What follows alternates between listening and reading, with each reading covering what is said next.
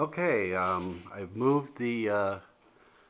the body on the rotisserie out into the driveway, and I've turned it around so the firewall faces the back of the garage. And the reason for that is I'm going to be painting the firewall next, and I'm right next to the exhaust fan. So, and I got better lighting. So that's my plan.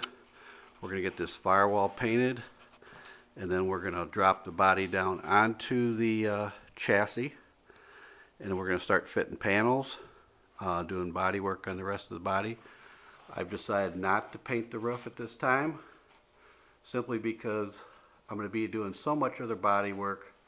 I'm afraid it's going to get damaged or messed up, even if I covered it. So what I am going to do is I'm going to cover the top to prevent any dust or overspray or contaminants to get into the paint. And we're just going to wait until I get the rest of the body work done, and then we're going to start the paint. In the process now of removing the rotisserie. As you can see, I got the stands holding up the body and in the back, and that way I can have easy access to the firewall. And until next time, Mudbones Garage.